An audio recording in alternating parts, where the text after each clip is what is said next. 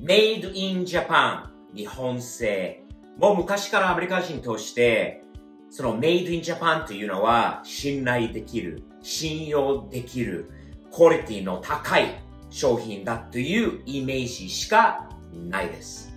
自分はもうアメリカ人としてアメリカ生まれ、アメリカ育ち、もう昔アメリカのもの、特に家電になると、ワールプールとか、メイタグとか、シアーズとか、そのブランドの家電。日本のブランドはもともとアメリカになかった。で、自分はもう20代の時に日本に行って、日本のブランドが見たことないものも、ブランド名が分かってても、東芝、日立、三洋、シャープなどの有名なメーカーさんの前全部知ってたんだけど、見たことないような家電がいっぱいあって、その時から日本に住むことになったので、その時の初日本製の冷蔵庫を買ってしまいました。なんと、ほぼ30年後にその冷蔵庫はまだ元気でアメリカに生きてます。ご案内する前にチャンネル登録をよろしくお願いいたします。この冷蔵庫です。これは東芝の冷蔵庫です。30年前に日本で買ったものです。その時の話に戻ると、船橋に住んでたのかな、その時。船橋駅の駅前にあった、激安当時のスーパーみたいなところにあったものだと思います。まずアメリカ人として、冷蔵庫というイメージがもうあった。箱型のでっかい冷蔵庫。もう奥の深い、高さのあるドアがごっつい一つの冷蔵庫、冷凍庫にまた扉のあるようなものしかなかった、その時。そのイメージで日本に行ったら今度家電屋さんに行って、これ初めて見たらまず自分の方が背が高い。ちっちゃい。日本のこのデザイン、アメリカのものと全然違う。やっぱり日本の生活に合わせなきゃいけないものなんだよね。サイズ的には。アメリカみたいな大きな家じゃないから、小さなものに十分に入る。これ初めて見たら、これ冷蔵庫になるのとマジで思ってたんです。びっくりしました。30年後にまだ使わせていただいています。主に日本のビールと日本のお酒、ビール、日本酒などのためにもあるんだけど、それよりも、これ、30年間、まだ使える冷蔵庫。船橋から千葉市、千葉市から八千代市、八千代市から浦安、浦安からもう、東京からアメリカまでついてきて、まだ30年後に元気にあった、多分アメリカ製の冷蔵庫なら考えられないことだと思います。これは日本製のもののすごいところだと思います。日本でいいもの作られてたんだよね。なぜかわかんないんだけど、日本の家電屋さん、テレビとかは違うんですよ。ただ冷蔵庫とか、オーブンとか、日本のブランドでアメリカに有名になったものがあったかな ?20 年、ぐらい前から逆に韓国のメーカーさんのものがあるんですよね。冷蔵庫で LG とか、サムソンのものとかよくあるんだけど、日本のブランドはほぼ見ないですよね。アメリカ人にこれもっと知ってほしい。小さなものなのに上にある冷蔵庫。小さいけど十分なものが入るんだよね。アイスメーカーがあってコンパクトにこういう感じで十分だったんだよ。特に一人暮らしのスティーブとして。でも30年後に、これはほぼあっちゃんのビールだよ。スティーブは飲まないけど、お客さんとあっちゃん用のビールなんだけど、これよく入ります。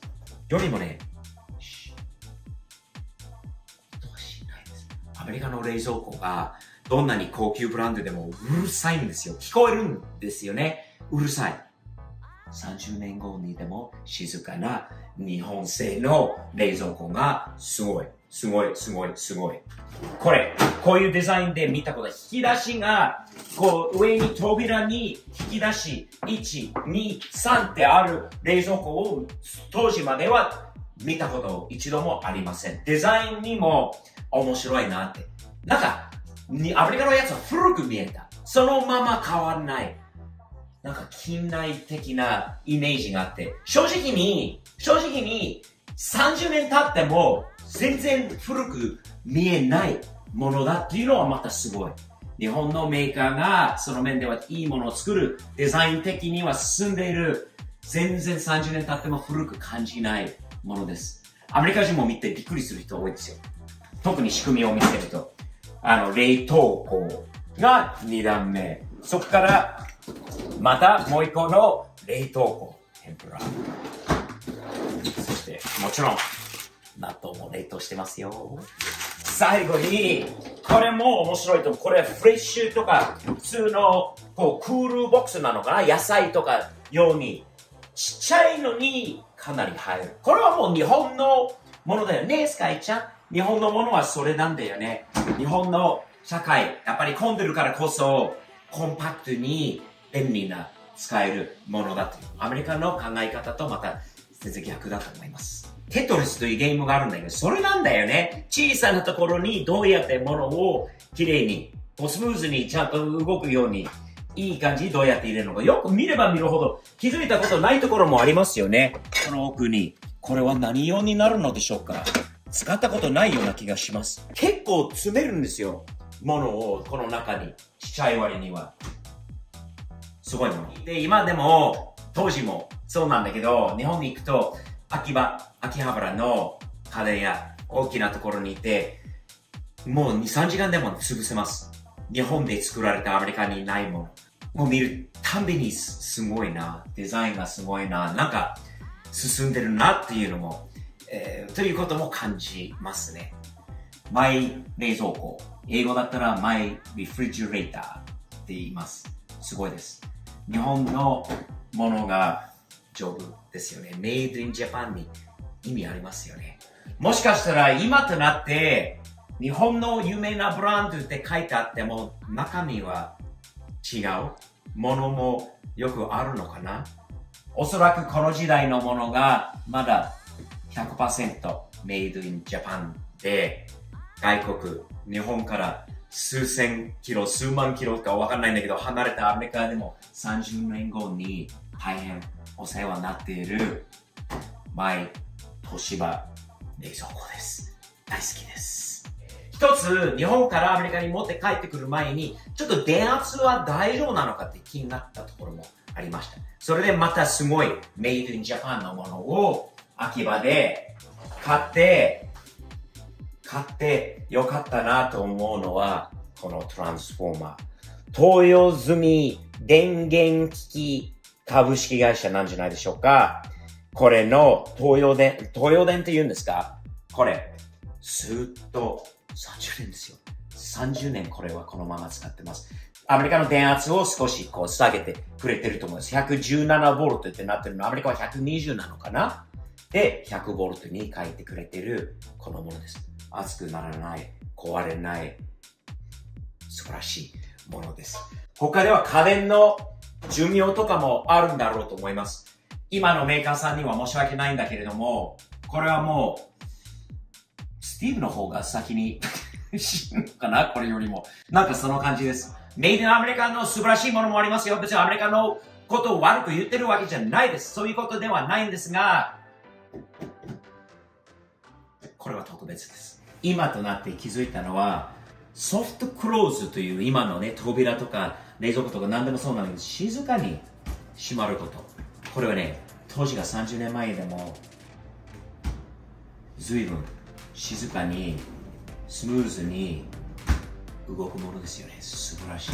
あと一つ考えてみて、30年経っても、パッキン、ゴムの部分とか、色とかはね、変わってないです。多少、ほんの少しのね、黄色くちょっとなってるところあるかもしれないんだけど、ほぼ変わらないです。中も見て、だいたいこういうところとかが腐ることがあると思うんだよ。色変わったり、多少汚れがあるのは許してね。でも、色が変わってない。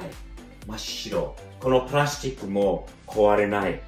丈夫にできたものだということですよね。日本製といえば、冷蔵庫だけじゃないんですよね。中にあるのはほとんど日本で作られたものだと思います。ビールもそうだし、お酒もそうだし、日本酒もそうだし、コーヒーとかもありますよ。あちゃんの大好きなカフェラテです。全部日本製のは素晴らしいもの。ああ、デカビターシーもあります。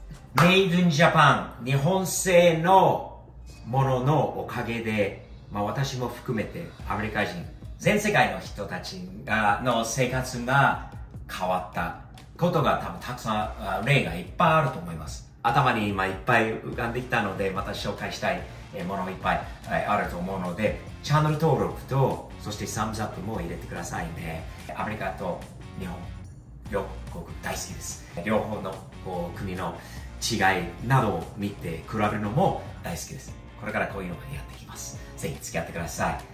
日々前進前向きにサムズアップ、その意味です。よろしくお願いいたします。